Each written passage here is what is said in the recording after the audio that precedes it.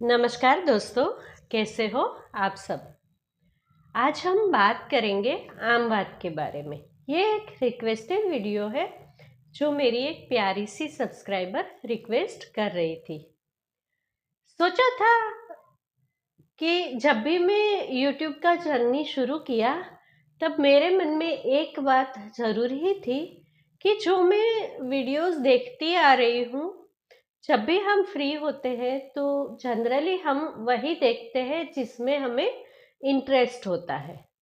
तो जब भी मैं ये देखती थी कि ये 2 चीज़ खा लो, आपका गठिया ठीक हो जाएगा, ये एक चीज़ कर लो, आपके खील मुहासे ठीक हो जाएंगे, 2 रुपये की चीज़ लगा लो, आपके बाल काले हो जाएंगे।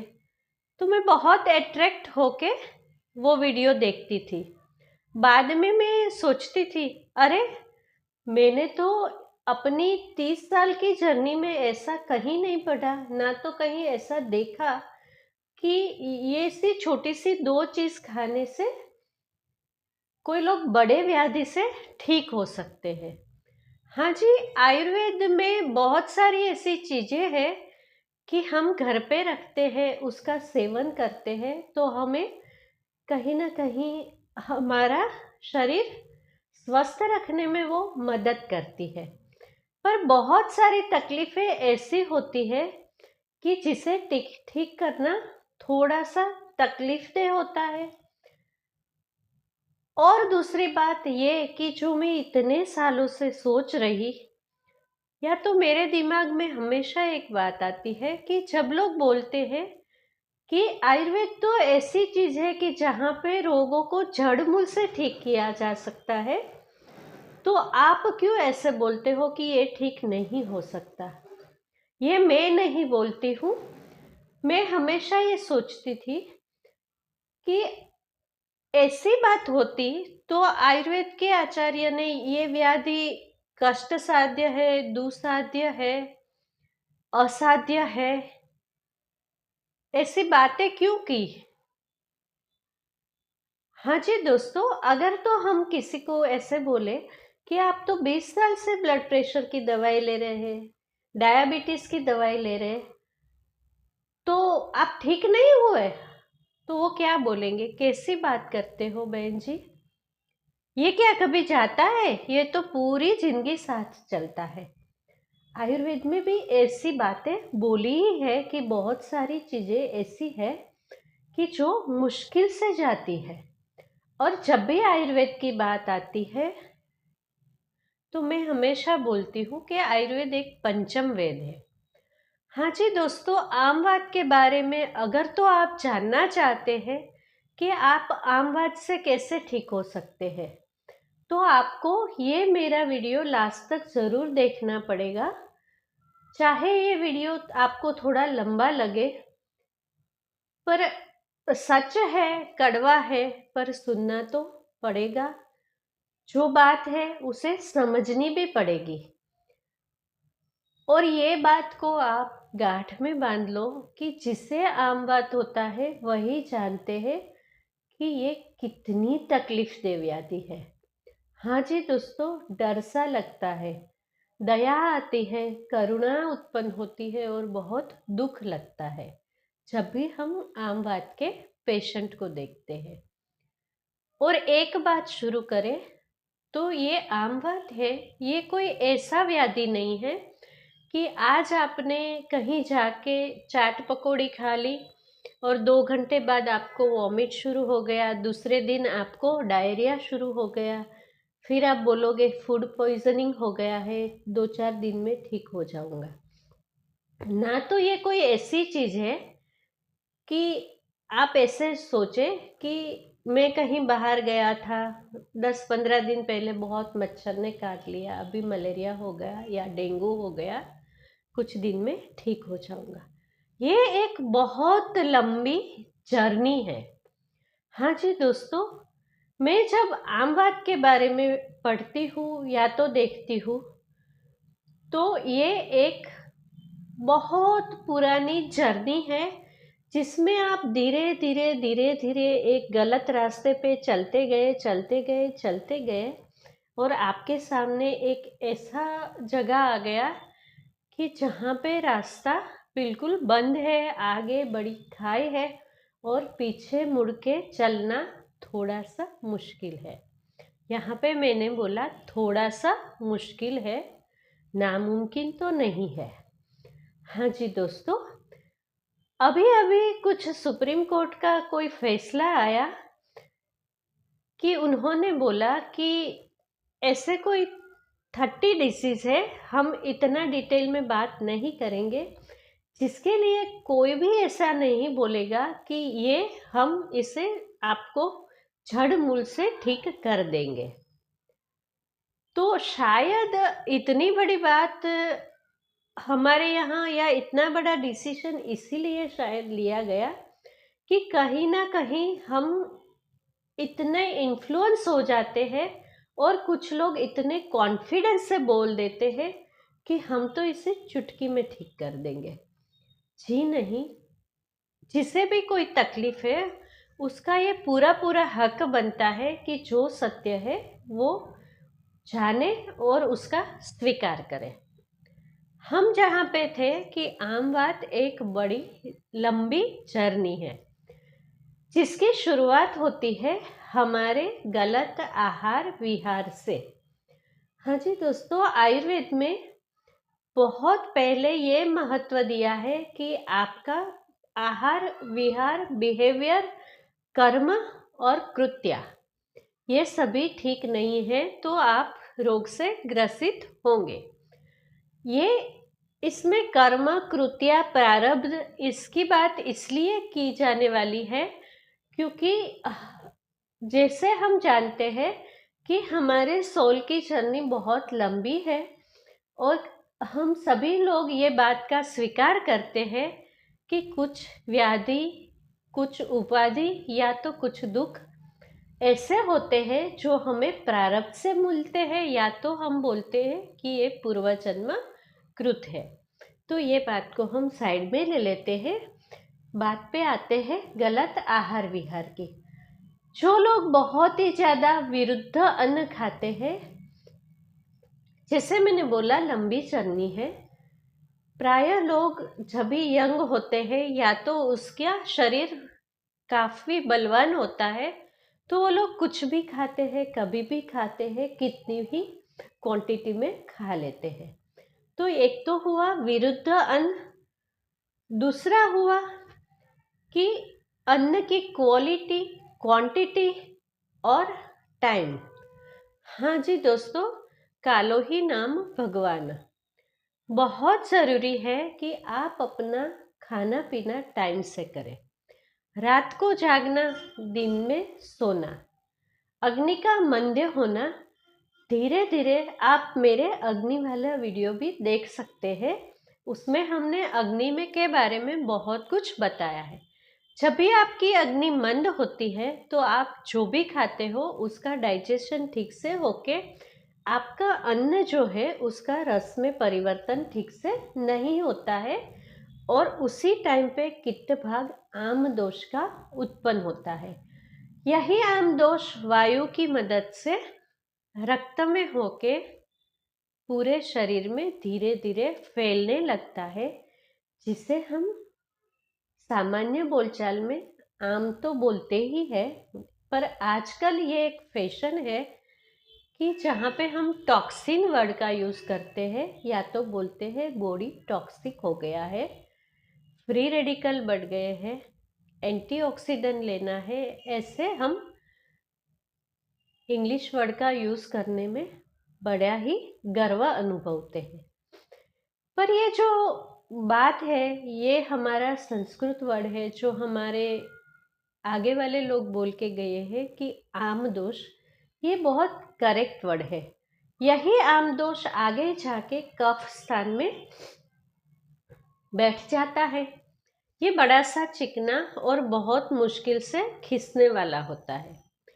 इसका एक जो मैं एग्जांपल देती हूँ जिससे कि कोई लेडी बहुत अच्छे से समझ सकती है कि जब भी आप किचन में बहुत ज़्यादा खाना बनाते हैं, उसका रेगुलर सफाई करते हैं, फिर भी जब दिवाली में आप सफाई करते हैं तो आपकी चिमनी में या तो एग्जॉस्ट फैन पे, आपके किचन में ऊपर की जगह पे एक चिकट चिकट सा पदार्थ चिपका होता है कि जिसे निकालने के लिए आप क्या करते हैं, साबुन, गर्म पानी।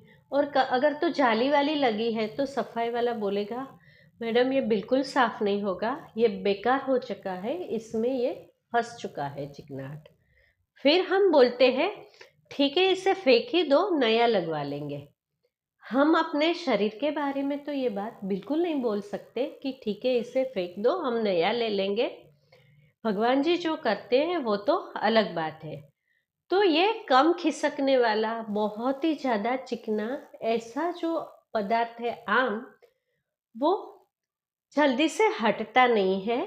और छोटे छोटे स्थानों को जो कि बहुत सूक्ष्म है, हम आंखों से नहीं देख सकते हैं, ऐसी जगह पे जाके फंस जाता है। फिर वहां से प्राण का जो परिवहन होता है, पूरे हमारे शरीर में जो प्राण जो बहते हैं उसको अवरुद्ध कर देता है और धीरे धीरे हमारी तकलीफ शुरू होती है। ना ये एक दो दिन की जर्नी है या ना ये कुछ महीनों की जर्नी है, ये बहुत सालों से धीरे धीरे धीरे धीरे होके इतना टॉक्सिन जमा होता है, फिर ये आम बात बनता है। मॉडर्न मेडिसिन में इसे बोलते हैं आरए पॉजिटिव हो गया है, आपको ऑटो इम्यून डिसीज हो गया है। फिर हम अच्छे पढ़े लिखे लोग हैं, वो हमारे दिमाग में एक बात अच्छे से बैठ जाती है, ऑटो इम्यून डिसीज जल्दी से नहीं जाता है, तो उसके लिए हमें लंबे टाइम तक दवाई लेनी पड़ती है। जब भी उसका बाउट आता है या तो जब वो परिस्थितियाँ बिगड़ती है तो साल में कुछ ऋतुओं में ये अटैक करता है, तो कुछ कुछ लोगों को एडमिट होना पड़ता है, स्टीरॉइड्स लेने पड़ते हैं और फिर जाके बहुत सारे पेन किलर्स भी लेने पड़ते हैं। ये बहुत बहुत पेनफुल चीज़ है, इतनी पेनफुल के उसके बारे में सोच के आँख में आंसू आ जाते हैं। तो आप बहुत अच्छे से ये एक्सेप्ट कर लेते हैं कि ये ऑटो इम्यून डिसीज़ है, तो मॉडर्न मेडिसिन वाले इसे ठीक नहीं कर सकते। आपको लंबे टाइम तक दवाइयाँ लेनी है, बस जब भी आपको होता है आपको स्टेरॉइड्स लेनी है, उसका आपको पेन किलर लेनी है, उसकी साइड इफ़ेक्ट भी सहनी है, पेन भी सहना है। अभी हम आयुर्वेद की बात करते हैं कि क्या आयुर्वेद क्या कहता है कि ये ठीक हो सकता है। आयुर्वेद ये बोलता है कि अगर तो इसमें एक दोष इन्वॉल्व है तो ये नया है तो ठीक हो सकता है। अगर तो इसमें दो दोष इन्वॉल्व है, ये पुराना है, तो ये कष्ट साध्य है। मतलब कि आपको दुख दे दे के आपको ये मेंटेन रहता है।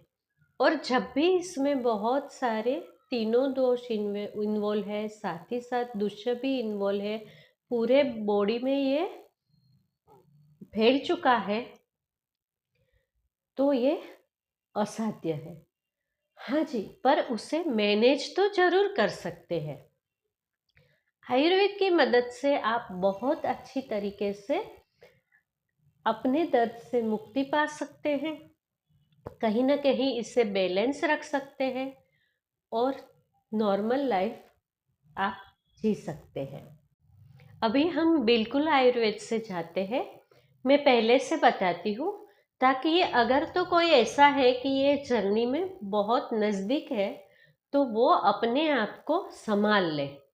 शुरुआत होती है जब भी आप गलत खाना खाते हो, फिर आपको इंडाइजेशन होता है, आपकी भूख मर ही जाती है, आपको मंदाग्नि होती है, नींद ठीक से नहीं आती है, आपको बहुत आलस्य आता है, आपको काम करने में ज़्यादा उत्साह नहीं है, आपकी नींद बड़ी सी इम्बैलेंस है, गड़बड़ी सी है।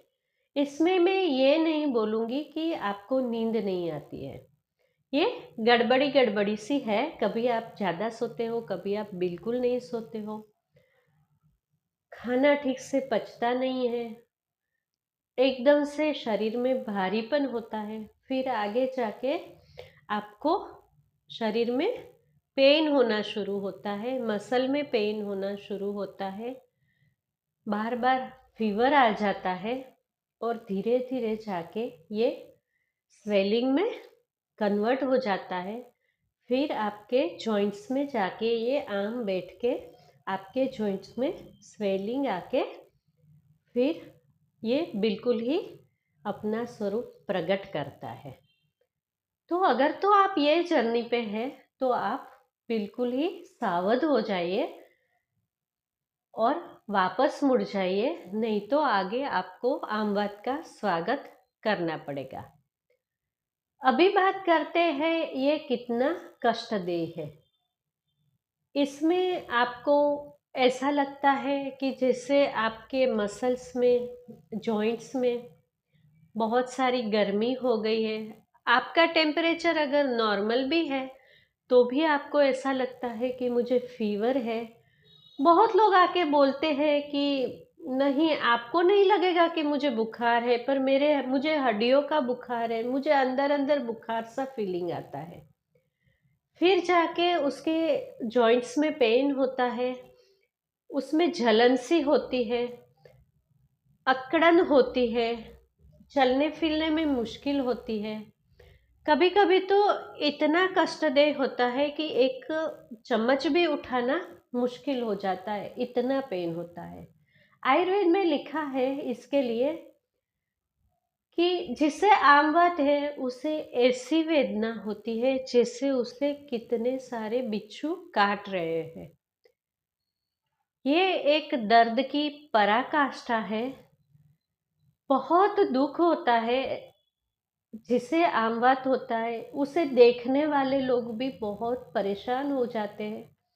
हमेशा ही जैसे सीजन चेंज होती है, ठंडियाँ आती है, बारिश गिरता है, फिर से स्वेलिंग, फीवर, चलना फिरना मुश्किल और बहुत ही ज़्यादा दुखदायक परिस्थिति में इंसान आ जाता है। तो आयुर्वेद में इसके लिए क्या उपचार दिखाए हैं? तो मैं अभी भी बोलूँगी कि मैं बिल्कुल ये नहीं बोलूँगी कि ये 2 चीज़ खा लो आप ठीक हो जाएंगे, आप एक चीज़ खा लो ये ठीक हो जाएंगे।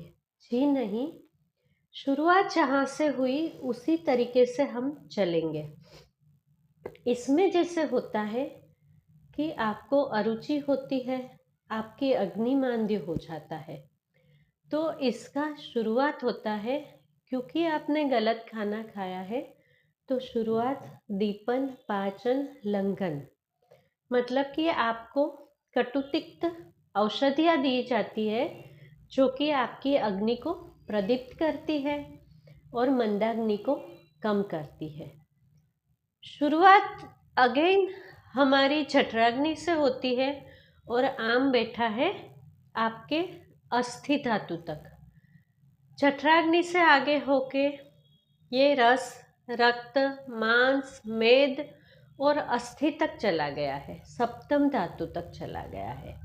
फिर आपका ओज तेज भी कम हो गया है, तो आपकी जर्नी भी उतनी लंबी चलेगी।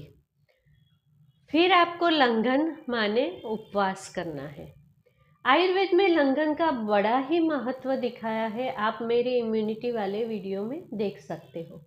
अगर तो आपको रोगों से मुक्त रहना है तो लंघन बहुत ही ज़्यादा ज़रूरी है। चाहे आप अल्टरनेट फास्टिंग करो, अगर तो आप में ये सख्त है, ताकत है, तो आप हफ्ते में 1 दिन उपवास करो और महीने में 3 दिन तो ज़रूर से उपवास करो। कभी कभी रात को हल्का खाना लिया करो या तो खाना स्किप किया करो। अगर आप उपवास नहीं कर सकते तो आप अल्टरनेट फास्टिंग वाली मेथड ले सकते हैं। अपनी अग्नि को समझो और कभी ब्रेकफास्ट, कभी लंच या तो कभी डिनर, कुछ ना कुछ स्किप कर दिया करो ताकि कुछ टाइम तक आपके बॉडी को हील होने का टाइम मिले। धीरे धीरे यही दीपन पाचन औषधियों से आपके शरीर में ये आम का पाचन होता जाएगा और धीरे धीरे जैसे ही आम कम होगा आपकी तकलीफ़ें कम होगी। अगर घर की बात करें कि घर में ऐसी कौन सी चीज़ है आपको बहुत ज़्यादा तकलीफ नहीं है, आप इमरजेंसी में नहीं हैं, तो सबसे बड़ी चीज़ है कि आप अल्टरनेट फास्टिंग करो, कभी कभी पूरे दिन का उपवास करो। ठंडी चीज़ें, ठंडा पानी, ये 2 चीज़ों से परहेज रखना बहुत बहुत ज़्यादा ज़रूरी है। 2 खाने के बीच में कुछ न कुछ मंचिंग नहीं करना है। खाना घर का खाना है, सुपाच्य खाना है और हल्का हल्का खाना है। तेल वाला और बहुत ज़्यादा गरिष्ठ माने पचने में भारी है, ऐसा खाना तो आप खाओ ही नहीं। खाना खाने के तुरंत बाद जो लोग जिम में जाते हैं या तो योगा करते हैं, वो लोग आमवाद का स्वागत करने के लिए बिल्कुल तैयार हो जाए, क्योंकि खाना खाने के बाद बिल्कुल एक्सरसाइज नहीं करनी चाहिए। तो एक गर्म पानी एक ऐसा बिल्कुल निर्दोष सा औषध है कि अगर तो आप धीरे धीरे गर्म पानी लेने की आदत आदत बहुत ज़्यादा अच्छा शब्द है, क्योंकि जैसे ही थोड़ी थोड़ी गर्मियाँ शुरू होती है हम ठंडा पानी पीना शुरू कर देते हैं। पर अगर तो आप नवाया गर्म पानी पीना शुरू रखेंगे तो आपके जो शरीर में है वो जठराग्नि सही रहेगा। आम दोष जो थोड़ा थोड़ा उत्पन्न होता है उसका बाहर निकलना बहुत सरल हो जाएगा, आपकी आंतें सही रहेगी, जिसकी वजह से धीरे धीरे आपके शरीर में आम कम हो जाएगा। तो बात हुई लंघन, दीपन, पाचन।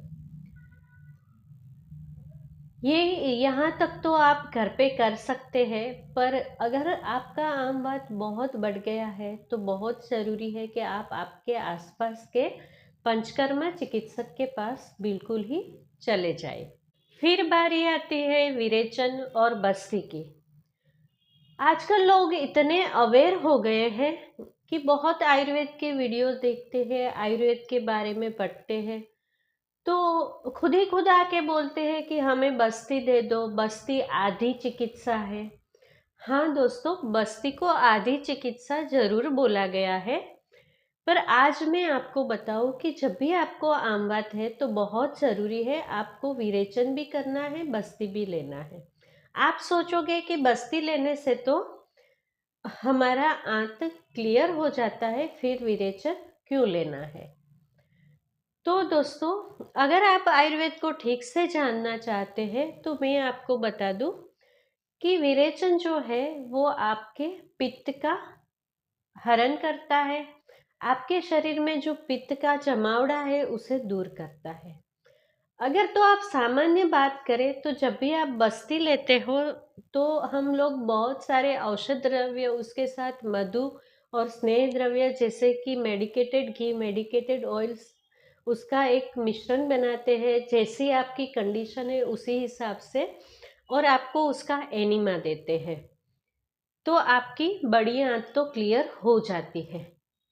यहीं पे मैं एक बात छोटी सी बोलूँगी कि बहुत मैंने देखा है कि आजकल लोग अपने आप ही घर में पानी वाला एनिमा लेता है। मेरे सारे आयुर्वेद मित्र मेरे साथ सहमत हो गए कि ये बहुत अच्छी बात नहीं है।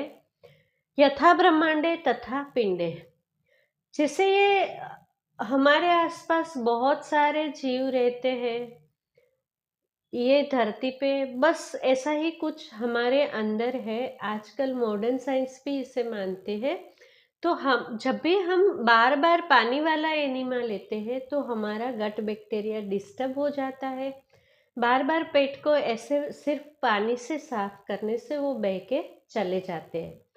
उसे फिर से एस्टैब्लिश करने में कुछ टाइम लगता है और धीरे धीरे आपके गट बैक्टीरिया कम होके और उसका बल कम होके आपकी इम्यूनिटी को वो डाउन करता है।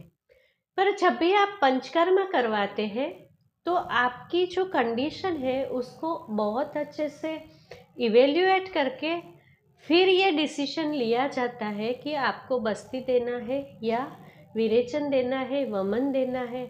पंचकर्मा की शुरुआत होती है दीपन पाचन से। अगर तो आप लंघन करने के लिए तैयार नहीं है, आप फास्टिंग नहीं कर सकते हो, तो पंचकर्मा करना थोड़ा मुश्किल है। फिर भी अगर तो आपके दोष बहुत बढ़ गए हैं, उत्क्लेशित है, तो सद्यो विरेचन, सद्यो वमन, ये सब पंचकर्मा करने की विधान हमारे आयुर्वेद में है।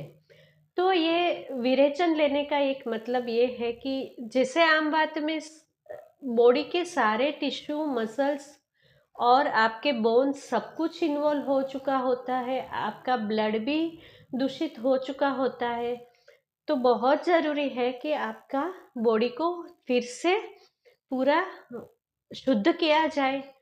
तो जब भी हम विरेचन देते हैं, आम बात में दीपन, पाचन, लंघन और विरेचन का बहुत महत्व है। तो ये विरेचन देने से आपका जो स्मॉल इंटेस्टाइन, जिसकी लेंथ होती है 22 से 27, जैसे मैंने इम्यूनिटी वाले वीडियो में बोला, सभी का शरीर अलग होता है, सभी का अग्नि भी अलग होता है, और वैसे ही सभी की इम्यूनिटी अलग होती है। कोई एक चीज़ किसी के लिए गलत है जो दूसरों के लिए सही हो सकती है। आयुर्वेद में भी बहुत लंबी बात कही है विरुद्ध आहार के बारे में। बाद में छोटा सा एक श्लोक दिया है कि ओक सात्म्य, मतलब कि हमने ये विरुद्ध आहार बताए हैं, पर आपको ऐसे लोग मिलेंगे जो कि ऐसा बार बार सेवन करते हैं, फिर भी ये लोग स्वस्थ रहते हैं, उसके बॉडी ने उसको एडप्ट कर लिया है, तो उसे वो चीज़ नुकसान नहीं करती है। वैसी ही ये बात है। तो ये आपका लेंथ है, सबका अलग अलग हो जाता है। तो वहीं से क्लीनिंग की शुरुआत करते हैं। तो आपको विरेचन देते हैं, उसके बाद बस्ती भी लेना है, तो आपका पूरा आंत है वो क्लीन हो जाता है। फिर हमारे आयुर्वेद में एक उपक्रम है, क्रम है कि आपको धीरे धीरे धीरे धीरे नॉर्मल डाइट पे लाते हैं। आपको सूप, यवागु, यूश जिसे हम बोलते हैं, वो ऐसी दी जाती है कि आपके बॉडी को न्यूट्रिशन तो देती है, साथ ही साथ उसमें दीपन पाचन द्रव्य डालते हैं। तो यही द्रव्य आगे जाके आपके रस, रक्त, मांस, मेद, अस्थि से जो अग्नि है ये धातु की, उसको भी थोड़ा बल देता है, और वही धातु से धीरे धीरे आम को रिमूव करता है। आपको ये मेरा वीडियो बोरिंग लग सकता है, पर ये सब जानना बहुत ज़रूरी है, ताकि आप भी ये कहीं ना सोचें कि मैं आम बात को घर पे एक दो चीज़ लेके ठीक कर सकता हूँ। ये ऐसी चीज़ है कि इससे आप बैलेंस रखो तो बहुत अच्छी बात है। जब भी आपको शुरू होता है, आप कोई आयुर्वेद चिकित्सक के पास जाके अच्छे से दवाई लो, और धीरे धीरे पंचकर्म करके फिर से आप नॉर्मल लाइफ में आ जाओ। अभी हम बात करते हैं कि अगर आपको बहुत ज़्यादा तकलीफ नहीं है, तो घर में ऐसे कौन से दीपन पाचन द्रव्य है जिसका आप निर्भयपणे सेवन कर सकते हैं। इसमें से एक बताया मैंने, गर्म पानी। अगर तो आप ठंडे प्रदेश में रहते हैं या तो मॉनसून शुरू हो गया है, तो आप 1 लीटर पानी को उबाल लीजिए। आपके पास शुंठी माने ड्राई जिंजर के टुकड़े हैं, तो उसमें एक टुकड़ा इतना सा लेके छोटे छोटे टुकड़े करके जब भी पानी उबलता है उसमें बैठा दीजिए, और पानी को जैसे उबलना शुरू हुए तो 1 मिनट के बाद बंद कर दीजिए। जैसे ये पानी नवाया गर्म रहे या ठंडा हो जाए, धीरे धीरे ये पानी का सेवन कीजिए। अगर आप गर्म जगह पे रहते हैं तो आप पानी में शुंठी नहीं डालना है आपको, आप सिर्फ पानी को नवाया सा गर्म करके वही पानी लीजिए। खाने के तुरंत बाद पानी मत पीजिए। खाना खाते समय पानी पीने का आयुर्वेद में महत्व है, पर एक एक घूंट थोड़ा थोड़ा सा उतना ही पानी पीजिए कि जितने से आपका मुंह थोड़ा सा साफ हो जाए, और आप जो आगे के निवाले खाए उसका टेस्ट अच्छे से आए। खाना खाने से पहले अगर पानी पीते हैं तो आपका अग्नि मंद हो जाएगा। पहले का खाना खाया है उसके बाद तुरंत ही आप कुछ न कुछ खाते रहते हैं तो आपका अग्नि मंद हो जाएगा। आप बहुत ज़्यादा ठंडी चीज़ें खा रहे हैं, कोल्ड ड्रिंक्स, आइसक्रीम या तो फ्रिज का पानी, बहुत सारे शरबत, बहुत सारे चीनी वाली ड्रिंक्स। हाँ जी दोस्तों, इसमें मैं जूस भी इंक्लूड कर रही हूँ, चाहे आप घर का ही जूस ले रहे हैं। जब भी आप जूस घर का पीते हैं तो उसमें बहुत सारा फ्रूट्स जाता है, फाइबर सारे निकल जाते हैं, पूरा फ्रुक्टोज से ग्लास भर जाता है, जो कि बहुत ज़्यादा शुगर है। ऐसी चीज़ें खाते हैं तो वो भी आपके अग्नि के मंद करने के लिए पर्याप्त है। तो ऐसी चीज़ें बिल्कुल ही नहीं खानी है। दिन में सोने से भी कफ की वृद्धि होती है, जठराग्नि मंद होती है, आगे जाके आम होता है।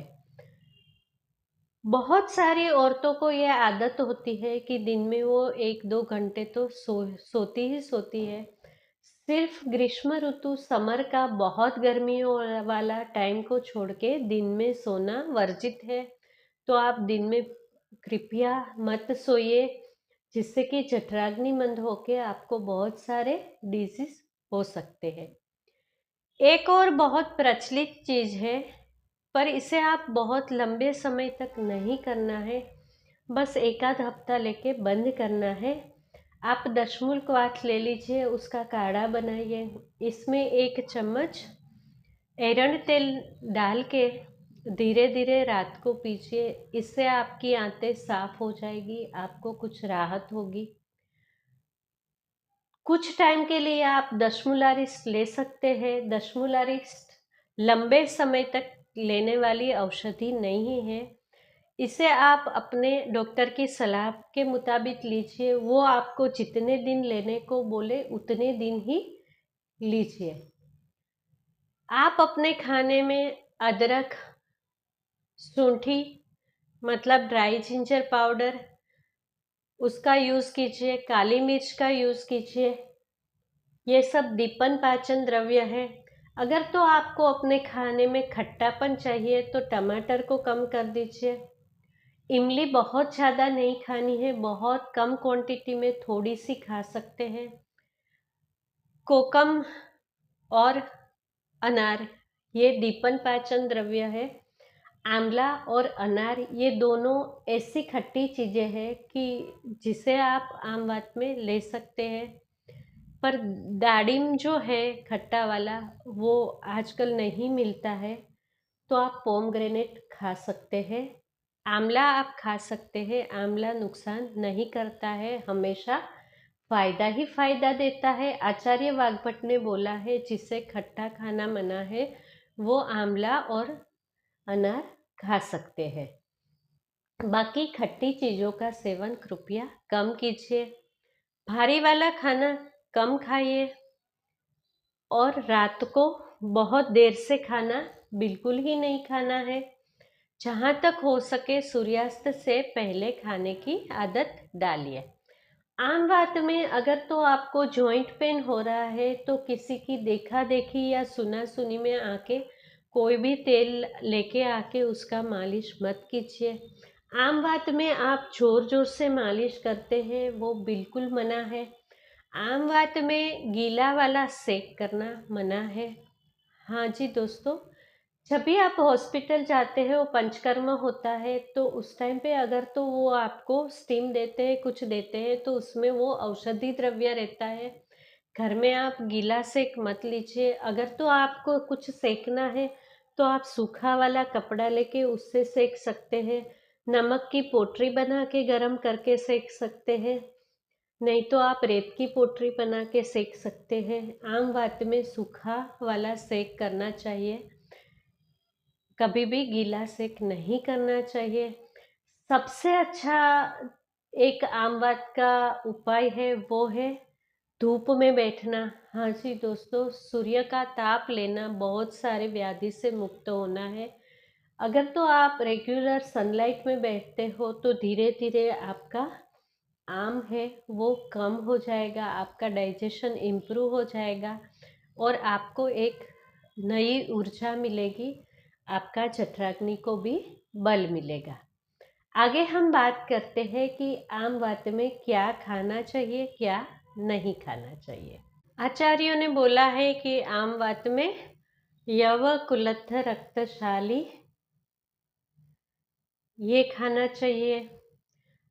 आप कोदरी खा सकते हैं, शामक चावल माने कि सामा राइस जिसे बोलते हैं वो खा सकते हैं। पटोल, लौकी, पंपकिन, गिलकी, तुरई ऐसे हल्के हल्के वेजिटेबल्स खा सकते हैं। कड़वे वाले जो वेजिटेबल्स हैं वो भी आम वात के लिए बहुत ही अच्छे हैं। लहसुन का प्रयोग भी आम वात वालों के लिए काफ़ी अच्छा है। हींग का प्रयोग अच्छा है। आम वात में सबसे अच्छा आचार्य ने बोला है शुंठी और गर्म पानी। ये दो चीज़ों का सेवन ज़रूर करना चाहिए। जैसे मैंने पहले बोला कि आप खाने में थोड़ा अदरक शुंठी मिलाया कीजिए, एक चुटकी काली मिर्च की भी मिलाया कीजिए। खाने के बाद गर्म पानी लीजिए, करेला लीजिए, सहजन लीजिए। सहजन मतलब ड्रमस्टिक, हाँ जी दोस्तों, ड्रमस्टिक का सूप लीजिए। अगर तो आप दालें लेते हैं तो दाल बहुत पतली सी लेनी चाहिए आपको। दाल को बहुत अच्छे से उबाल के लेना चाहिए और दाल को गर्म पानी में उबालने के बाद उसके ऊपर जो वाइट फ्रोथिंग आ जाता है उसको निकाल के बाद में दाल आप पका लीजिए। दाल में पानी डाल के बहुत अच्छे से थोड़ा लंबा टाइम तक उसे उबाल के बाद में ऐसी दाल लीजिए। एक चुटकी इसमें काली मिर्च की डालिए, अदरक का भी आप डाल के छोंक में लहसुन अदरक का भी यूज़ कीजिए। ऐसी सारी चीज़ें हैं जो कि आम वात में आपके लिए पथ्य है। आप जब भी रोटी लेते हैं तो आप जहाँ तक हो सके गरम गरम ताज़ी बनाई हुई रोटी खाइए, बासी खाना मत खाइए। बहुत ही ज़्यादा तले हुए, तीखे और बाहर का खाना बिल्कुल ही नहीं खाना है आपको, क्योंकि उससे भी आपका आम बढ़ता है। उपवास वाली बात हमने आगे बोल ही दी है। तेल और घी की मात्रा आप थोड़ी सोच समझ के लीजिए। आपके डॉक्टर की सलाह से आप मेडिकेटेड घी ले सकते हैं। मालिश की जगह पे अगर तो आपका डॉक्टर आपकी जो कंडीशन है उसे देख के अगर आपको तेल देते हैं तो इसे थोड़े हल्के हाथ से लगाइए या तो लगा के छोड़ दीजिए। इसको बहुत ज़ोर से मालिश नहीं करना चाहिए।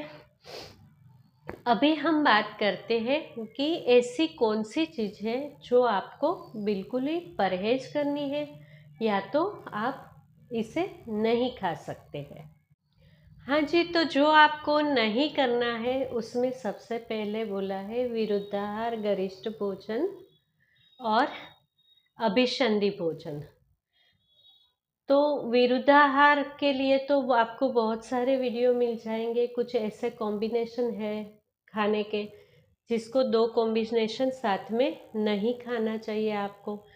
जहाँ तक हो सके आपको बिल्कुल वेज और हल्का सा खाना खाना चाहिए। अगर तो आप नॉनवेज खाते हो तो आपको उसको लिमिटेड करना चाहिए, या तो बहुत ज़्यादा आप मछली का सेवन नहीं करना चाहिए क्योंकि ये कफवर्धक है। और बात रही दही नहीं खाना चाहिए आपको। दही की जगह पे आप पतली सी छाछ ले लीजिए। इसमें आप सेंधा नमक और थोड़ा सा हल्का भुना जीरा, काली मिर्च मिला के खाने के बाद बहुत पतली छाछ दोपहर को पी सकते हैं। रात को जहाँ तक हो सके वो भी नहीं लेना है। आप दूध में शुंठी, पिपली मूल, काली मिर्च, हल्दी ऐसी दीपन पाचन औषधि को डाल के उबाल के थोड़ा दूध ऐसा ले सकते हैं ताकि आपका डाइजेशन सही रहे। आपको वेगावरोध नहीं करना है। हाँ जी दोस्तों, बहुत लोगों को ये आदत होती है कि यूरिन और स्टूल को होल्ड करके रखते हैं, तो ये बहुत बुरी आदत है। उससे आपके बॉडी में तकलीफ़ें होती है, आम बढ़ता है। हल्का हल्का व्यायाम करना चाहिए, हल्का सा मॉर्निंग वॉक, इवनिंग वॉक करना चाहिए। धीरे धीरे से आपको एक्टिव रहना है, घर में छोटे छोटे जो आप कर सकते हैं वैसे काम करना चाहिए। बासी खाना, भारी खाना, जो देर से पचता है वैसा खाना, जिसमें बहुत ज़्यादा ऑयल है, ये मत लीजिए। चीनी को जहाँ तक हो सके कम लीजिए या नहीं तो बिल्कुल अवॉइड कीजिए। चाय और कॉफ़ी इसे बंद कीजिए, नहीं तो उसका लिमिटेड यूज़ कीजिए। हमारा कल्चर ये कहता है, चाय कॉफ़ी तो बहुत बाद में हमारे यहाँ आई। हमारे यहाँ कहवा पीने का एक बहुत अच्छा रिवाज था। सुबह का कहवा अलग होता था, हर ऋतु के अनुसार कहवा अलग होता था। मेहमानों को देने के लिए कहवा अलग होता था, खाना पचाने के लिए खाने के बाद पिया जाने वाला कहवा अलग होता था। और अगर तो आपको इंडाइजेशन हो रहा है, एसिडिटी हो रहा है, सभी चीज़ों के लिए बहुत अच्छा सा एक इन्फ्यूज्ड वाटर बनता था, जिसमें बहुत सारी हर्ब्स को यूज़ किया जाता था। तो ऐसे कोई कहवा ले सकते हैं आप, पर चाय कॉफ़ी का लिमिटेड यूज़ कीजिए। अगर तो आप ड्रिंक लेते हैं, कोई ड्रग्स लेते हैं या तो स्मोकिंग करते हैं, तो इसे भी कृपया आप छोड़ दीजिए। रात को टाइम से सोया कीजिए, सुबह टाइम से उठिए, मॉर्निंग वॉक कीजिए, फ्रेश एयर में जाके थोड़े प्राणायाम कीजिए, क्योंकि जब भी वायु शुद्धि होती है तो कहीं ना कहीं हमारी भूताग्नि है वो इम्प्रूव होती है, और आगे आगे के सारे महाभूत है उसकी शुद्धि होके हमारा शरीर स्वस्थ होता है। आजकल श्री सद्गुरु की कृपा से सभी लोग भूत शुद्धि में विश्वास करने लगे हैं। तो ये भूत शुद्धि का एक बहुत अच्छा उपाय है कि ठंडी हवा में जाके प्राणायाम कीजिए, आपकी वायु की शुद्धि होगी। धूप में बैठिए, आपकी अग्नि की शुद्धि होगी। थोड़ा सा गार्डनिंग कीजिए।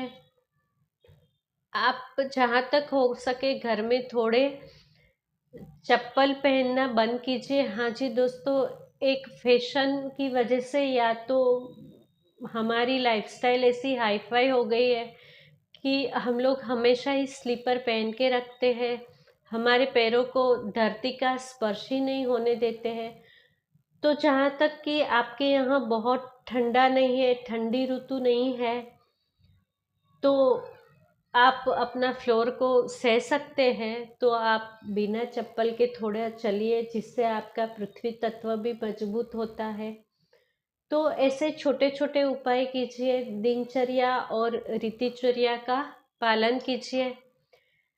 अगर अभी बात करते हैं हमारे प्रारब्ध, प्रज्ञा अपराध और पूर्व जन्मकृत कर्म की, तो उसके लिए बहुत ज़रूरी है देव व्यपाश्रय चिकित्सा। आयुर्वेद में फर्स्ट लाइन ऑफ ट्रीटमेंट बोली है। जब भी आप बीमार होते हो, सबसे पहले बोला है कि दान पुण्य ये सब बहुत ज़रूरी है। इससे आपकी कृतियाँ कम होती है, कर्म कटते हैं। तो आप देव व्यपाश्रय चिकित्सा कीजिए, थोड़ी सी सेवा किया कीजिए जहाँ तक हो सके। अगर तो आपके लिए पॉसिबल है तो आप हफ्ते में 10 या 15 मिनट कोई गौशाला में जाके गायों के बीच में खड़े रह के उसका ये जो वाइब्रेशंस है वो लीजिए। गाय में बड़ी ताकत होती है कि वो नेगेटिविटी को एब्सॉर्ब करके फिर उसको अवकाश में विलीन करती है। तो यूं ही इसे गौ माता नहीं बोला गया है, इसीलिए शायद हमारे यहाँ हर घर में पहले पेट के स्वरूप में एक गाय रहती थी। अभी हमारे पेट है कुत्ता या बिल्ली। तो इसके बारे में मैं ये नहीं बात करती हूँ, बस मैंने थोड़े थोड़े ऐसे आपको मोटा मोटी चीज़ें बता दिया है।